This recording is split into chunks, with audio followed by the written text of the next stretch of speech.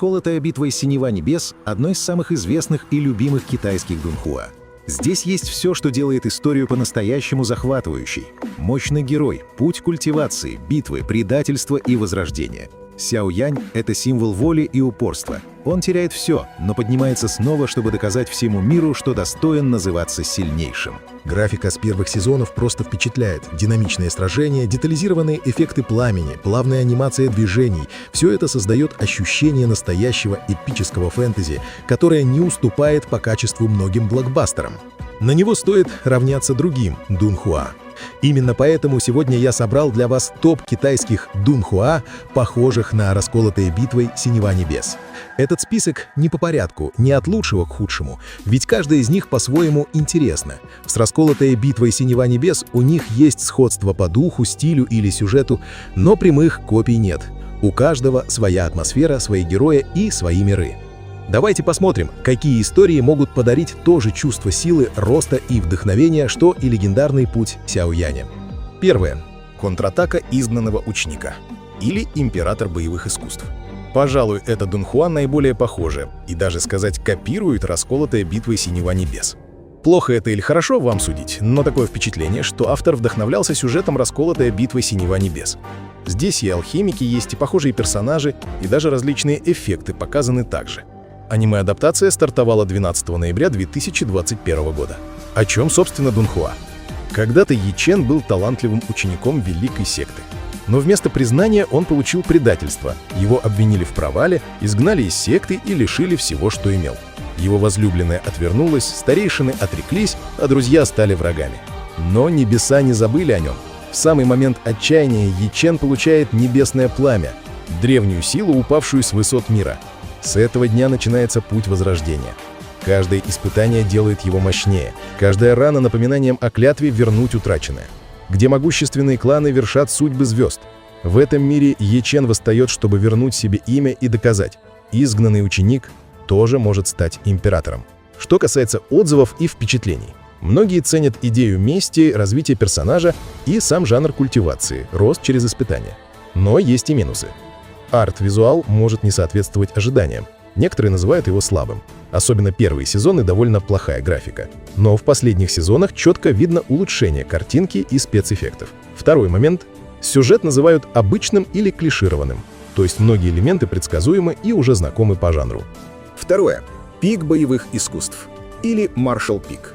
Еще одно дунхуа в жанре культивации, которое напоминает расколотая битвой Синева Небес. Особенно своим духом и атмосферой. Здесь тоже есть путь восхождения, битвы между сектами, духовные артефакты, внутренняя сила и упорство героя, который поднимается с самого низа. Можно сказать, что пик боевых искусств вдохновлен теми же идеями, что и расколотая синева, только делает это по-своему, с акцентом не на мести, а на преодолении.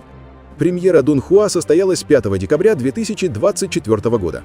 Всего в первом сезоне 48 серий по 10 минут. Главный герой — Ян Кай. Когда-то он был самым обычным учеником низшего ранга в секте Лин Сяо. Его задачей было убирать павильон, выполнять мелкие поручения, и никто не верил, что он способен достичь чего-то большего. Если бы в течение 3 лет он не проявил талант, его просто изгнали бы. Однажды Ян Кай находит загадочную черную книгу без слов, древний артефакт, способный открывать путь к потерянным знаниям и тайным техникам. Именно с этого момента начинается его восхождение. Он постигает запрещенные методы культивации, совершенствует тело и дух, сталкивается с врагами, которые во много раз сильнее, и шаг за шагом прокладывает себе дорогу к вершине силы. Пик боевых искусств показывает не героя, который сразу становится непобедимым, а путь трудный, медленный, полный боли и испытаний. Каждая победа достается ценой страданий, каждая неудача делает его тверже. Это история человека, который из слабого ученика превращается в мастера, способного бросить вызов небесам. Мир дунхуа огромен, в нем правят секты, древние кланы и могущественные культиваторы, для которых власть и сила важнее всего.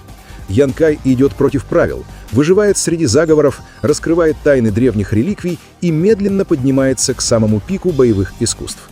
Что касается отзывов. Зрители отмечают сильную атмосферу мира культивации, постепенное развитие героя и интерес к древним техникам. Многим нравится, что история не спешит, а дает почувствовать процесс становления, когда сила добывается трудом, а не случайным чудом. Но есть и минусы. Анимация в первых сериях выглядит слабой, простые фоны, неровные модели, скромные эффекты. Из-за коротких эпизодов сюжет иногда кажется сжатым, а некоторые сцены — недосказанными. Однако к середине сезона заметно улучшение визуала и боевых сцен. Главный герой симпатичный, хорошо троллит, использует мозги, берет себе все выгоды, убьет кого угодно, если нужно. Никакой речи про справедливость. Хотя сюжет, по мнению части зрителей, местами предсказуем. Традиционная формула жанра — слабый ученик, предательство, рост, победа. Но, несмотря на это, сериал остается захватывающим. «Пик боевых искусств» — это дунхуа о том, что настоящая сила рождается не из дара небес, а из воли, которая не сдается, даже когда весь мир против тебя. Третье. «Пощади меня, великий господин» или «Даванг Рао Минг» «Spare me, Great Lord». Не часто упоминают 2D китайские дунхуа, но почему бы и нет? Совсем другое по атмосфере дунхуа, легкое, с юмором, но при этом с имбовым героем и неплохой динамикой. Если «Контратака изгнанного ученика» и «Пик боевых искусств» рассказывают о тяжелом пути культиватора, то «Пощади меня, великий господин» подает жанр в более ироничной и современной форме, а главный герой ведет себя так, будто в хаосе силы сражений он чувствует себя как дома. Премьера дунхуа состоялась 3 декабря 2021 года. Создана студией Big Fire Bird Animation по одноименному веб-роману The Great Ruler's Pardon. Первый сезон включает 12 серий, а второй стартовал в 2023 году. Главный герой — Лу Шу. Он обычный с виду парень, сирота, живущий вместе со своей младшей сестрой Лу Сяо Сю. Но однажды в мире начинается пробуждение сверхъестественных сил, и люди по всему миру начинают становиться культиваторами. Он получает загадочную систему, которая растет не от медитации, не от артефактов, не от сражений, а от отрицательных эмоций окружающих. Чем больше его боятся, злятся или раздражаются, тем сильнее становится Лу Шу.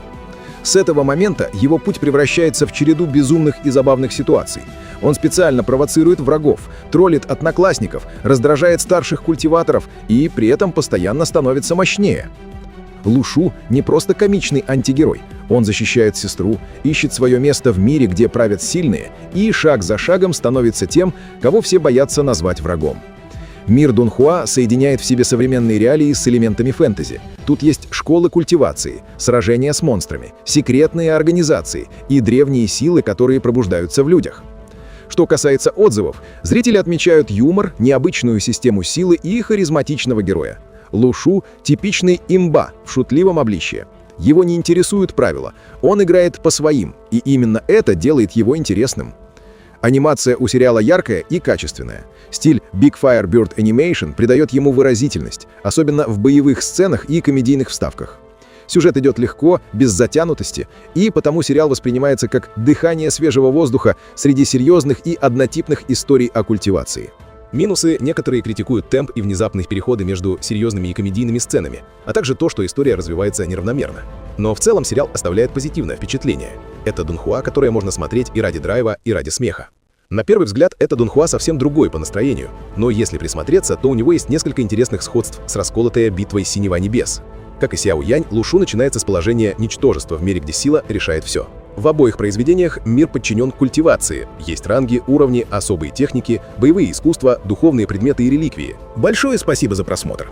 Напишите в комментариях, какой из этих дунхуа вы бы посмотрели. К слову, это часть первая похожих аниме. Давайте наберем 2000 лайков, и выйдет вторая часть. Подписывайтесь на канал, ставьте лайк, и всем пока!